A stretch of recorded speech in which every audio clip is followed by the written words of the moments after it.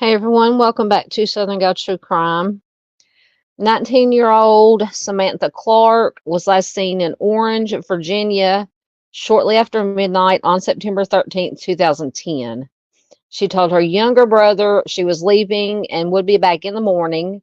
She left their home on Lindsey Drive, taking only her house key, and she never returned. Her family reported her missing 2 days later, and she has never been heard from again. Randy Allen Taylor is considered a possible suspect in Samantha's disappearance. They knew each other. They spoke on the phone on the day that she vanished. In August of 2013, Randy Allen Taylor was charged with abducting 17-year-old Alexis Murphy, who disappeared that month. In January of 2014, he was also charged with first-degree homicide in her case, in Alexis's case. He was convicted in May. It wasn't until December of 2020, 7 years after Alexis disappeared, that her body was located in Livingston, Virginia. And then it wasn't until February 2021 that the remains were identified. So Randy Allen Taylor has not been charged in Samantha's case, and it is unclear whether he was involved. Samantha graduated from Orange County High School 3 months before she went missing. She had no cell phone or driver's license, and it is uncharacteristic of her to leave without warning. She had left her home once before and gone to stay in a nearby town for 2 weeks, but during that time, she did keep in daily contact with her family by phone. Samantha's disappearance is considered suspicious, although they say there is no evidence of foul play and it remains unsolved. So on September 13th, 2010, when Barbara Tender left her home in Orange, Virginia to make the 5-minute drive to work, the overnight shift, her daughter Samantha, who was 19 at the time, was in her pajamas watching TV in the living room, and her son Hunter, who was 12 at the time, was in his room. Around 12:30 a.m., Barbara's cell phone rang. It was her home phone calling, but she could not answer since she was working. Barbara said, "But I got on my break at around 1:30 a.m. and I called Hunter, and he said Sissy left. He said she had been downstairs watching TV in her pajamas, just like she was when I left for work, but she hollered up the steps and said that she was leaving." Hunter told his mother he didn't know where Samantha had gone. Barbara would later find Samantha's pajamas lying on her bed, so it was clear that she had changed into different clothes before leaving home. The only other thing Samantha took with her was a house key. So according to her mother, Barbara, Samantha leaving the house in the middle of the night was unusual for her. She said she didn't go outside of the house after dark by herself. Barbara added that there was no public transportation available at that time of night in her neighborhood, and she just figured that Samantha would be back. Barbara returned home from her shift around 7:05 a.m. on the morning of September 14th, and Samantha still had not returned. Barbara says, "I went in the house and I got Hunter up and took him to school. I laid down to get a little bit of rest and hoped that she would be back by the time I woke up. But when she woke up a few hours later, Samantha was still nowhere to be seen." Barbara said that she was starting to get worried at that time. She went to the local police department to report her missing, but they told her that she had to wait 48 hours to file a missing persons report. Orange Police Department Chief James Fenwick told Dateline that Barbara was given misinformation. Chief Fenwick said, quote, "Barbara reached out to another jurisdiction who said that you have to wait 48 hours, but that is not correct. She then came directly to us. We did not get the case until the 15th, and we have been working it nonstop ever since," end quote.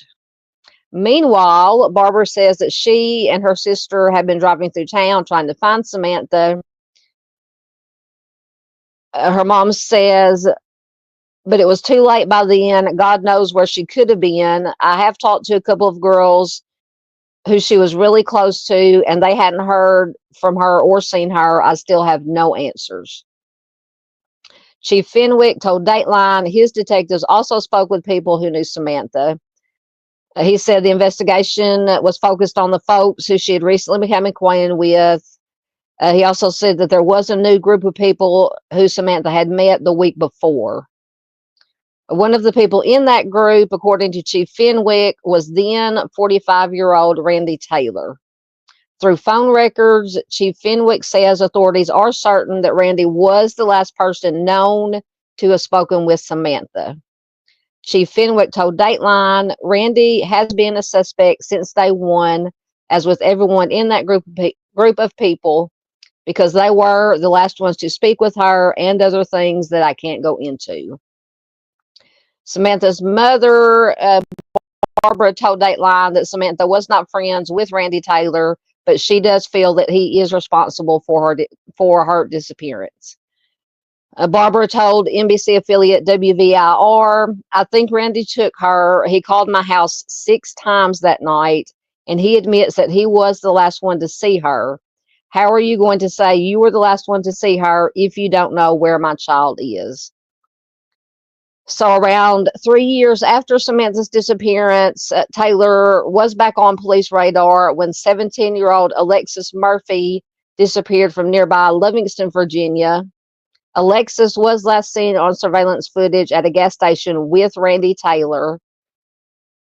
The Nelson County Sheriff's Office, the Virginia State Police, and the FBI launched a joint investigation, which resulted in the arrest of Randy Allen Taylor, who was charged with the abduction of Alexis Murphy on August 11th.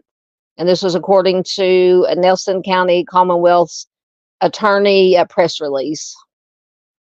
A jury later found Randy Taylor guilty of first-degree homicide in the commission of an abduction and the abduction with intent to defile in connection with Alexis's disappearance. Taylor is serving 2 life sentences at the Red Onion State Prison in Pound, Virginia. So Alexis's body, unfortunately, has never been found. Randy Taylor has not been charged in connection to Samantha's disappearance. So back in Orange, Virginia, Chief Fenwick told Dateline that Samantha's case is, quote, still a top priority. He says the detective who was assigned to this case retired in 2015, but now he is back to work with us part-time solely to work on this case.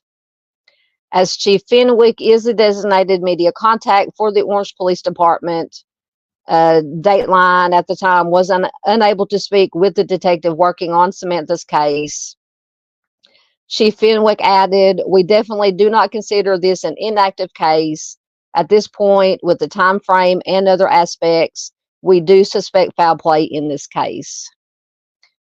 So after all these years after Samantha's disappearance, her mom, Barbara, says that she misses having Samantha home with her.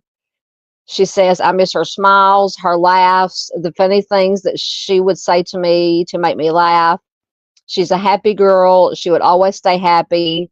And if you were sad, she would find a way to make you happy. In January of 2021, the town of Orange Police Department announced that it was moving the investigation into Samantha's disappearance into a new phase. Chief James Fenwick said, quote, due to new information and advances in investigative and forensic technology, Samantha's missing person investigation has been reclassified as an active abduction and homicide investigation. It was a major step in the case and one that Chief Fenwick said was a result of new evidence. But at the time, due to the security of the ongoing investigation, he could not disclose what that evidence was.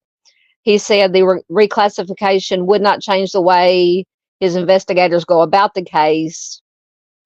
He explained digging for clues, digging for answers, talking to people. Really, none of that has changed. What has changed, obviously, is the technology.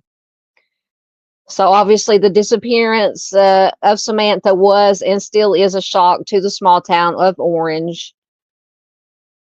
We still have a community where people feel like they can leave their cars unlocked at night.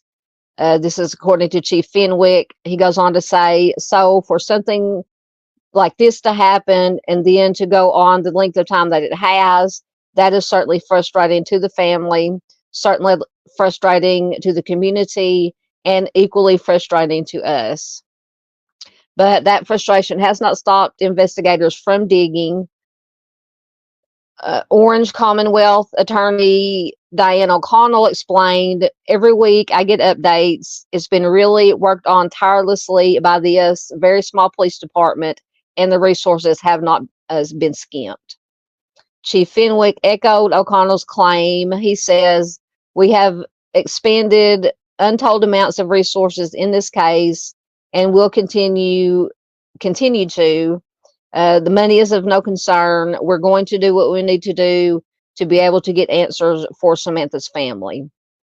The town of Orange PD still believes that someone in the town knows something about Samantha's disappearance that could break the case wide open. Chief Fenwick says they may be the key that breaks this whole case open. They may be the key that helps a grieving mother have peace in her life.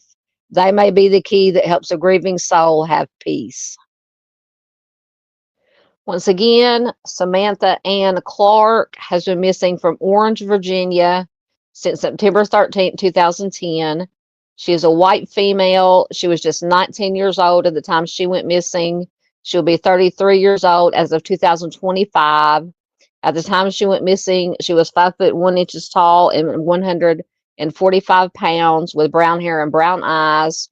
Her right eyebrow, right nostril, and tongue are pierced. She has multiple ear piercings, including a bar on her right ear. She also has the following tattoos: a Playboy bunny on her right arm, a Tigger cartoon figure above her right ankle, a black design and 2 dolphins on her lower back, and the word lucky on her left ankle. Her nickname is Sam. She has long hair and frequently styled it in a bun. She wears glasses, and she has had her tonsils removed.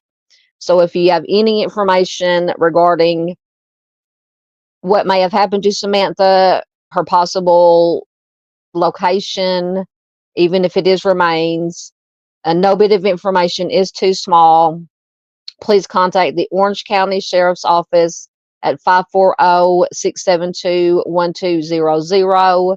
You can also contact the Orange, Virginia Police Department at 540-672-1491. So, guys, you can help bring more awareness to Samantha's case by hitting the like button, leaving a comment below. But the most important thing you can do is share this video anywhere and everywhere you can, so that Samantha's name, her story, her face stays out there, so that she is never forgotten. If you would like to learn more about the missing and unsolved cold cases, please consider subscribing. As always, thanks for watching, and I will see you next time.